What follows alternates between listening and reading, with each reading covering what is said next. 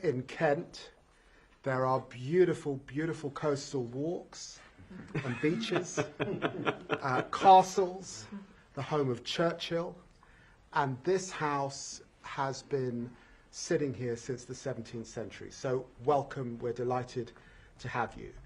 And in a sense, this is an indication of the long-standing bonds that exist between our two countries. I know that you personally have spent lots of time in the United Kingdom, and you know that I've spent lots of time in the US, and I'm very, very fond of the country.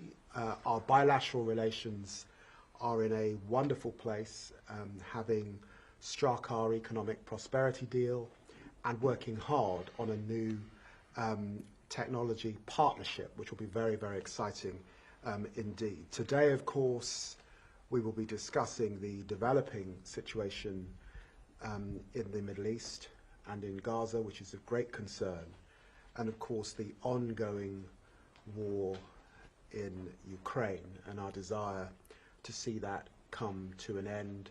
And I'm sure we'll be reflecting on other issues of global interest and concern. But welcome to my home here in the wonderful county of Kent. Thank you. It's good to be here. Well, thank you so much for having me, Mr. Foreign Secretary. It's good to see you all and good to see your team here. As you said, this is a very special relationship between our two countries, and I think me being here is just another part of that. So we've already, in the brief time that we've been here, my kids have fallen asleep on your floor. We've gone fishing in the lake outside, and unfortunately, the one strain on the special relationship is that all of my kids caught a fish, but the Foreign Secretary did not. I'm sorry. It is great to be here in Kent again. My wife and I love this section, this area of the UK. We actually were here a couple of years ago. We went to Dover and to the Cathedral of Canterbury, so we love this country. We certainly love this part of the country, and so it's great to be here. As David said, we have a lot to discuss. There's a lot going on in the world. Of course, the situation in the Middle East, the situation with Ukraine and Russia. There's a lot of news there and a lot of things to update each other on. I believe that we're going to talk about our economic partnerships, both in technology, but also the broader shared economic relationship that we have, and we're so thrilled about that. But just on a personal note, I have to say that I really have become a good friend, and David has become a good friend of mine, and so it's great to spend some time here with him and his family. On the trip over here, my 3-year-old daughter in particular kept on asking if she was going to get to hang out with Maya. The answer, happily, was yes, and you've been very, very gracious host to me and the whole family, so we're very grateful to that. And to the people of England, I really love this country, and in particular, having never been to this beautiful house before and seen the surrounding area, I just say that the people who built it, the people who sustained it, I think really love the human spirit, and being here lifts up the human spirit. And so I feel, from one vice president to the people of England, thank you for having such a beautiful place for foreigners like me to come and talk about the issues of the day, because we really appreciate it, and we're really thrilled to be here. So to David and your team, thank you so very much. Thank you. Absolutely. Thank you. Yeah. Did you catch a fish, sir? I caught a few, actually. Yeah, I don't want to brag, but we did okay. Well, you know, David, I guess when you were in opposition, right, and I had just gotten elected to the United States Senate, obviously we come from sort of different political spectrums, but he was kind enough to make time on a visit to D.C. We got to know each other a little bit then and just kept on seeing each other, and our families enjoy each other's company very much, which always helps. But we care about this relationship, and we care about the fact that though we're separated by an ocean, and I guess as Churchill said, by a common language, that we have a lot in common, and there's a lot to do and a lot to work on together. You know, David once said to me, this was probably a couple of years ago, that there's this feeling that the world is in a state of incredible tension. And I certainly felt that a couple of years ago. I think that the President of the United States over the last 6-7 months has done a lot to lower that tension, but there's a lot that the United Kingdom and the United States can do, I think, to bring greater peace and greater stability to the world. And so we share that conviction, and that's made it easy for us to spend time together and work on the issues of the day. Mr. Vice President, some big issues in the Middle East. What do you make of the UK's decision to recognise the state of Palestine? Do you think that's a bad decision? Well, it's one of the things that we're going to talk about. Obviously, the United Kingdom is going to make its decision. We have no plans to recognize a Palestinian state. I don't know what it would mean to really recognize a Palestinian state, given the lack of a functional government there.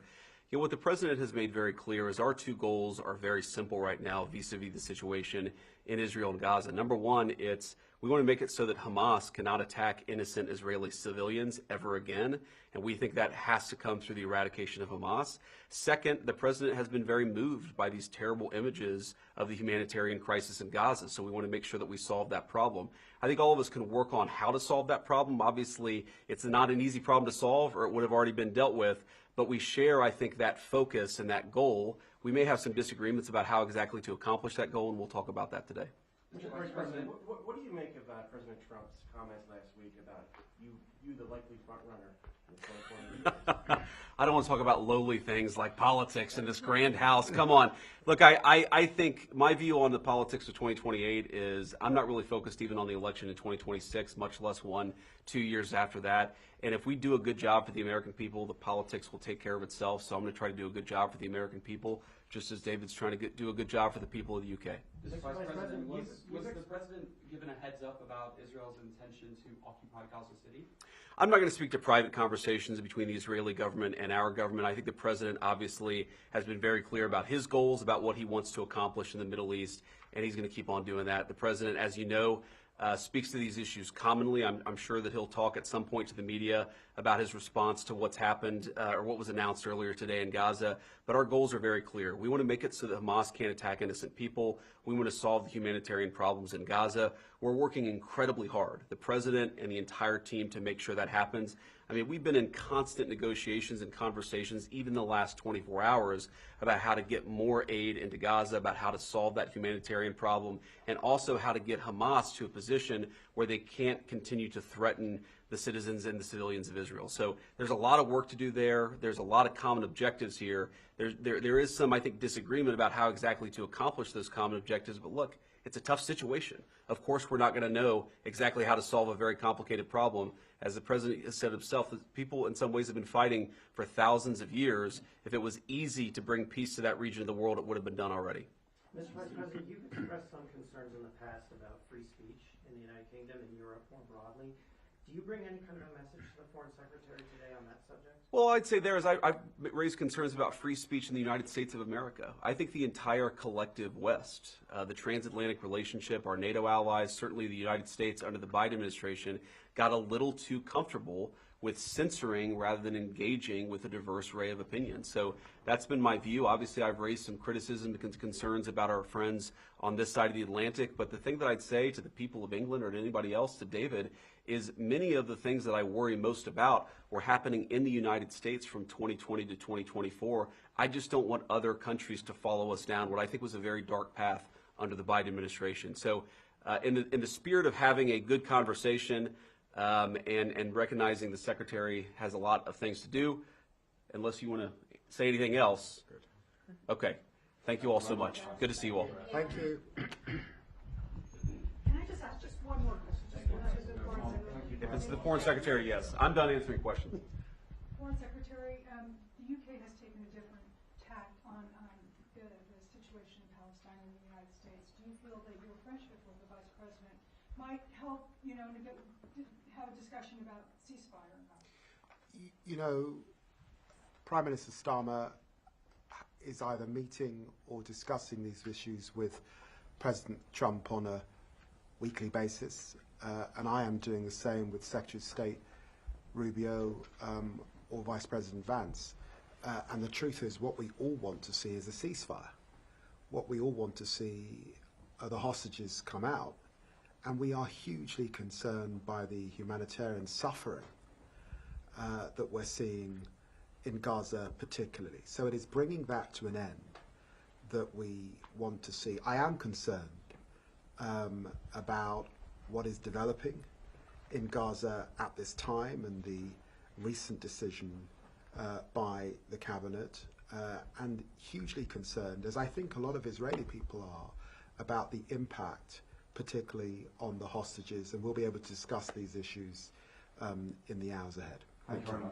Thank you all. Mr. Lammy, has your friendship led to you all challenging each other on any number of issues? Have you learned anything from each other? We learn a lot. I learn a lot. Absolutely. I learned a lot from him. We enjoy the cut and thrust of politics.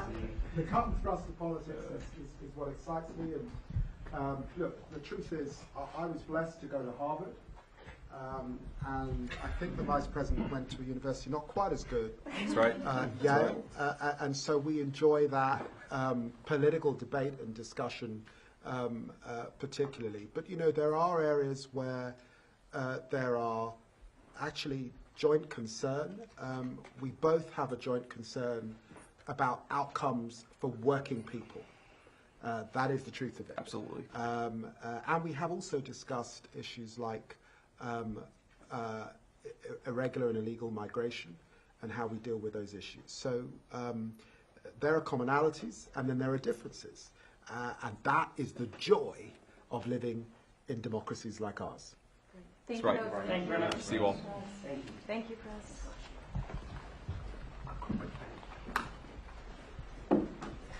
As the President says, we want any press conference not to say we're working in